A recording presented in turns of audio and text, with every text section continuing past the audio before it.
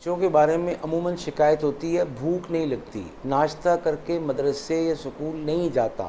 ناشتے کے بغیر دوپہر کو بھی کچھ نہیں کھاتا، اور شام تک منتیں ترلے سماجتیں کر کے پیچھے پیچھے بھاگ دوڑ کے کچھ کھلانا پڑتا ہے۔ تو کیا ایسا طریقہ ہو کہ جس کی وجہ سے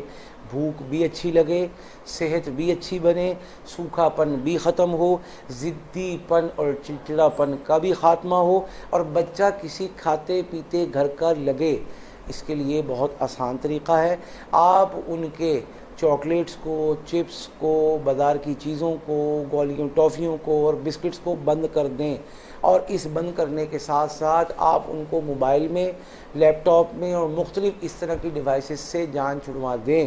اور اس کے لیے ایک متعین وقت 15 سے 20 منٹ آدھا گھنٹہ دیں، تاکہ یہ بچے آپ کے بچے رہیں، ڈیوائسز کے، موبائلز کے، لیپ ٹاپ کے بچے نہ بن جائیں، آپ کے تابع رہیں، آپ کی بات مانیں، ان کے تابع ہو کر اپنی خواہشات کی روح میں بہتے ہوئے نہ چلے جائیں۔ اور ابھی تو کچھ سمجھانا بتانا آسان ہے، ایک وقت آتا ہے کہ آپ جب بھی ان چیزوں کو چھیننے کی یا ان سے دور کرنے کی اور فاصلے پہ کر کے اپنے سے قریب کرنے کی کوشش کریں گے تو وقت بہت گزر چکا ہوگا اور پانی پلوں سے پہنچ جا چکا ہوگا۔ اب اس راستے پر واپس آنا نہ صرف ممکن نہیں رہے گا، بلکہ عذاب کو، فساد کو، دنگے کو، گالم گلوچ کو دعوت دینے کے مترادف ہوگا۔ آج ماں سونے کے لیے، ماں ڈرامہ دیکھنے کے لیے، ماں کھانا پکانے کے لیے، ماں اس کو خوش کرنے کے لیے اور ماں اس کو کسی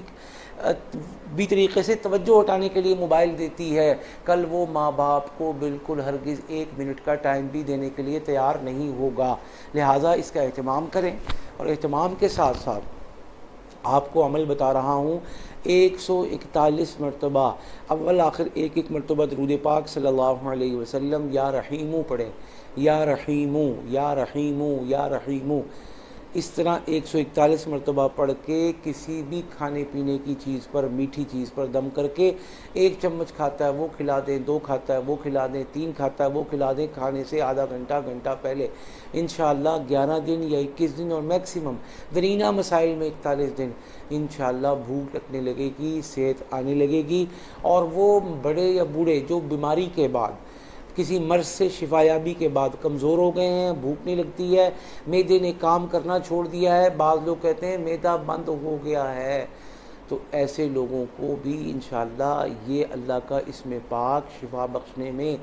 100% کردار ادا کرے گا۔ اور کوئی شوگر کا مریض ہے تو وہ میٹھے پر دم نہ کرے، وہ کسی نمکین چیز پر دم کر دے۔ کوئی شوگر بلڈ پریشر دونوں کا مریض ہے، ایسی چیز پکا لیں جس میں نہ چینی ڈالیں نہ نمک ڈالیں، انشاءاللہ وہ دلیا، وہ ساگودانہ کھلائیں، اللہ کے حکم سے شفا ملے گی۔ بس اس عمل کو جاری رکھیں اور ہمیں دعاؤں میں یاد رکھیں۔